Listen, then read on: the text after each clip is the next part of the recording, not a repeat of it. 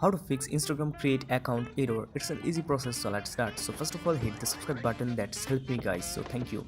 So I now opened Instagram and trying to create a new account, and there's showing many issues. So in this video we will solve those things.